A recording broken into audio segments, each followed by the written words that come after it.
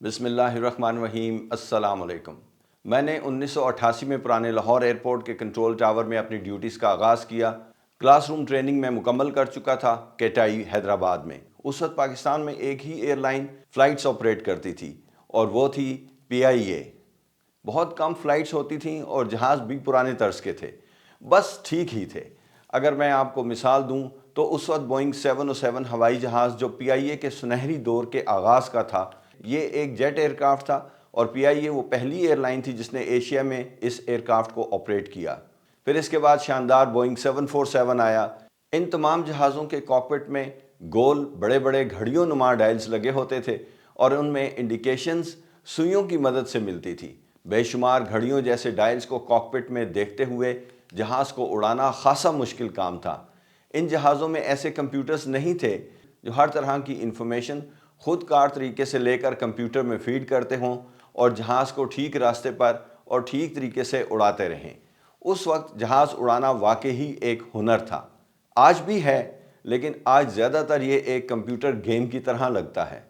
مجھے کئی مرتبہ اسلام آباد ایئرپورٹ میں PIA کے سب سے چھوٹے ہوائی جہاز ٹوین آٹر میں بیٹھ کر مظفر آباد جانے کا اتفاق ہوا۔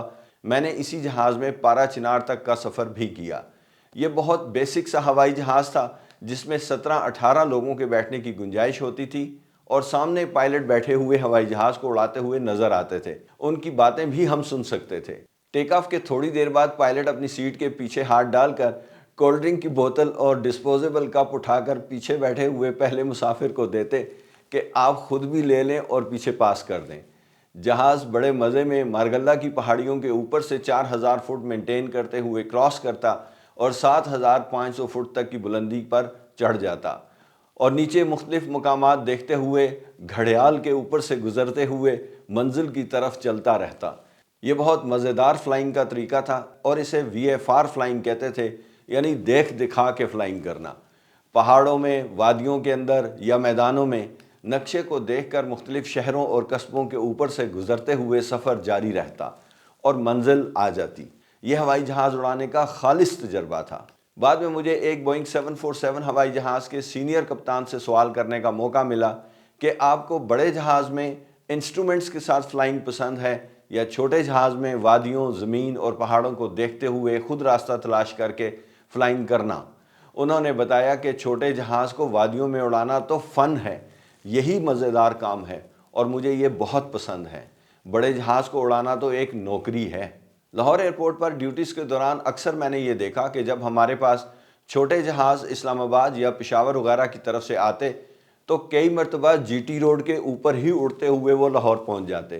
ان جہازوں کے پائلٹس کو سکھایا جاتا تھا کہ اگر وہ راستہ بھول جائیں تو کسی بھی بڑی سڑک کو پکڑ لیں اور اس کے اوپر اڑتے ہوئے وہ بالآخر کسی نہ کسی شہر تک پہنچ جائیں گے۔ اسی طرح ایک چھوٹا فلائنگ کلب کا ہوائی جہاز لاہور ایئرپورٹ سے ٹیک آف کے بعد راستہ بھول گیا اور انڈیا پہنچ گیا اور وہاں نزدیک ایک ہوائی اڈے پر جا کر فورس لینڈنگ کر لی۔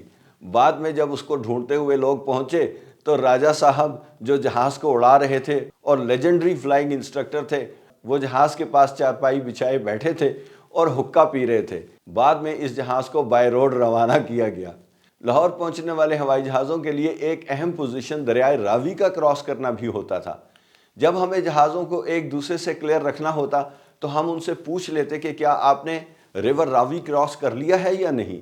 اگر وہ کہتے کہ نہیں ابھی نہیں تو ہم آسانی سے دوسرے ہوائی جہاز کو راوی کی دوسری طرف محفوظ تصور کرتے ہوئے اس کی بلندی تبدیل کر لیتے تھے۔ فورٹریس اسٹیڈیم کے اوپر چھوٹے ہوائی جہازوں کو ہولڈ کرانا لاہور کے کنٹرولرز کا پسندیدہ مشغلہ تھا۔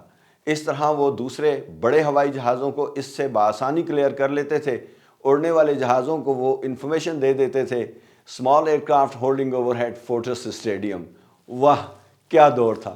اور پھر ہم نے دیکھا کہ PIA کے فلیٹ میں بوئنگ 737 ہوائی جہاز آ گئے۔ پرانے بوئنگ 747 ہوائی جہازوں میں کوارڈینیٹس کی مدد سے کسی جگہ کو تلاش کرنے کا جو سسٹم INS سسٹم موجود تھا اسے اس وقت بہت جدید سمجھا جاتا تھا، لیکن نئے آنے والے بوئنگ 737 ہوائی جہازوں کے کمپیوٹرز نے اسے مات دے دی۔ لیکن اگر آج ہم پلٹ کر ان بوئنگ 737 ہوائی جہازوں کے سسٹمز کو دیکھیں تو وہ بھی ہمیں پرانی، آؤٹ ڈیٹڈ اور ناکافی ٹیکنالوجی لگتی ہے۔ جہاز اسی طرح اپ گریڈ ہوتے چلے گئے اور پھر ایئر بلو نے پہلی دفعہ ایئر بس 320 سیریز کے ہوائی جہاز پاکستان کے سیکٹر میں متعارف کروائے۔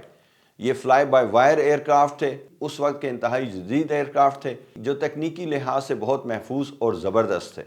لیکن افسوس کہ جہاں ہم نے جہازوں میں ٹیکنیکل ترقی کی، وہاں ہم انسانی غلطیوں کو روکنے میں ناکام رہے۔